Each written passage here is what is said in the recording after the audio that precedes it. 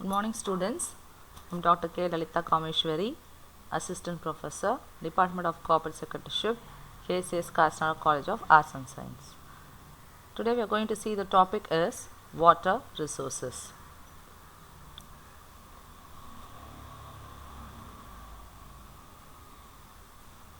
First we will see what is water. Water carries nutrients to all cells in our body and oxygen to our brain. Water allows the body to absorb and assimilate minerals, vitamins, amino acids, glucose and other substances. Water flushes out toxins and waste. Water helps to regulate body temperature. Now we will see what is water resources. Water carries nutrients to all our cells in our body and oxygen to our brain. And importance of the water is a basic component of every living cell. It is the basic input required for agriculture. It provides habitat to aquatic flora and fauna. Common salt can be obtained from water. Most of the water found on earth is not fit for drinking. Only about 3% of fresh water is found on earth. Rain is an important source of fresh water. We get rainfall for only 2 to 3 months. We should save water. Next is Earth is a blue planet. Planet Earth has been called as blue planet due to the abundant water on its surface. Hence, Earth we take liquid water for granted. After all, our bodies are mostly made of water. However, liquid water is a rare commodity in our solar system. Next is we have to preserve the water for next generation. Saving water saves lives. Since water is essential for life itself, we need to conserve it for future generation.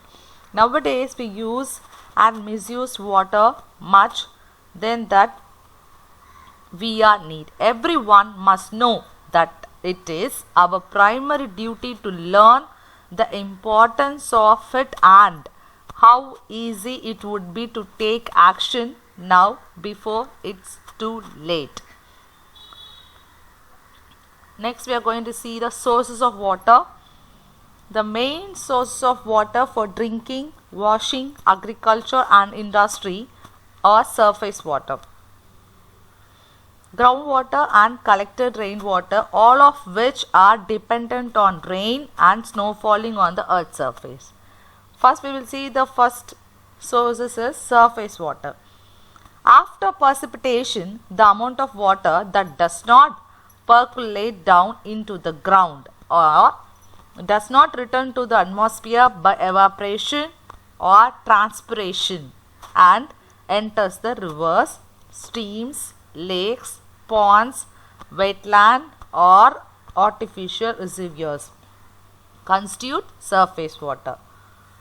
The next source of water is groundwater. Water that is hidden underground in spaces between soil and rock particles is known as groundwater. This groundwater is the source of water for wells, springs and rivers. Rainwater seeps into the ground. Some are climbs to particle or to the root of the plants. This moisture is provided to the plants for their growth. Most water moves deeper into the ground. Most unusable water is at depth of 750 meters. Groundwater is purer than surface water. The chance of pollution is less in groundwater. The next we are going to see about the water cycle. I will tell you what is water cycle. The water cycle describes the existence and movement of water on, in and above the earth. Earth water is always in movement and is always changing states from liquid to vapor to ice and back again. The water cycle has been working for billions of years and all life on earth depends on it continuing to work. The earth would be a pretty stale place to live without it. The next is effects of overutilization of groundwater. Groundwater depletion is primarily caused by sustainable groundwater pumping. Some of negative effects we are going to see the overutilization of groundwater. First effect is lowering of the water table. Excessive pumping can lower the groundwater table and cause wells to no longer to able to reach groundwater. The second one is increased cost. As the water table lowers, the water must be pumped further to reach the surface using more energy.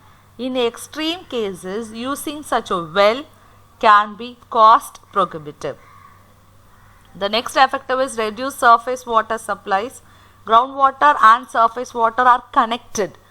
When groundwater is overused, the lakes, streams and rivers connected to groundwater can also have their supply diminished.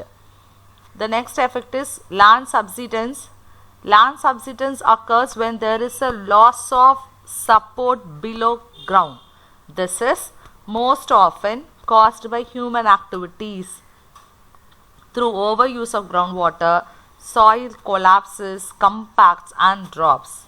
The next is water quality concern. Excessive pumping in coastal areas can cause salt water to move inland and upward, resulting in saltwater contamination of the water supply.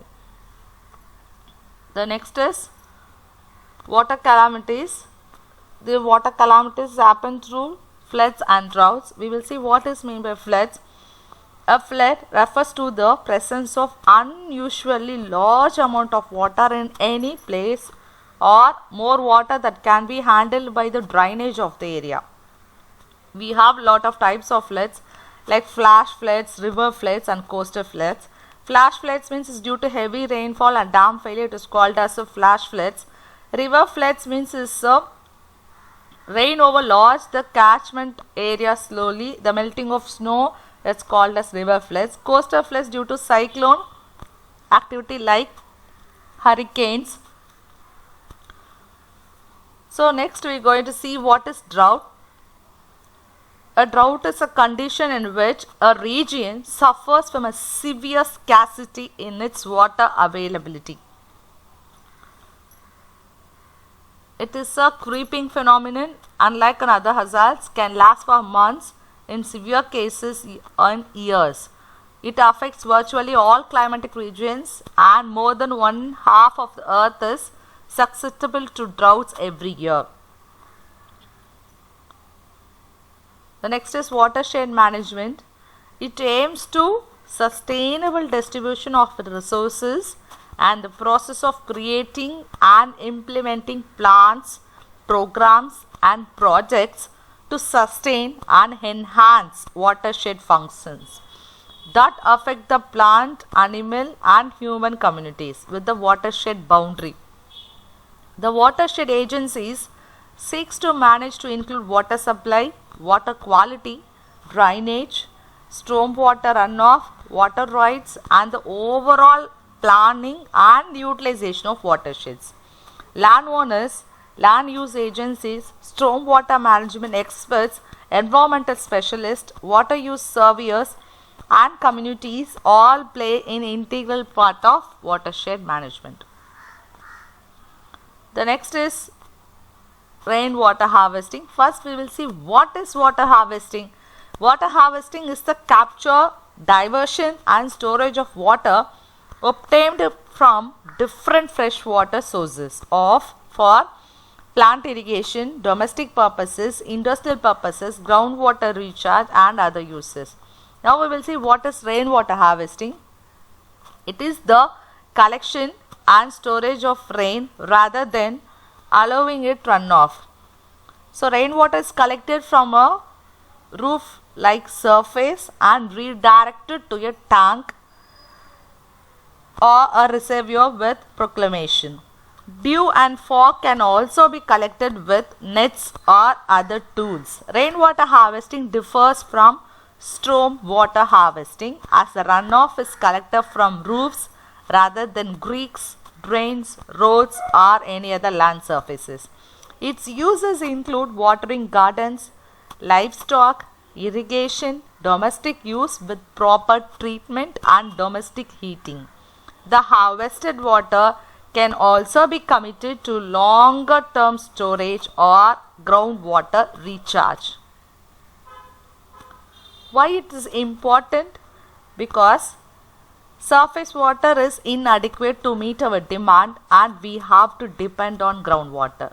Due to rapid urbanization, infiltration of rainwater into a subsoil has decreased drastically and recharging of groundwater has diminished. Do the earth a favor, be a water saver. Thank you for watching this video.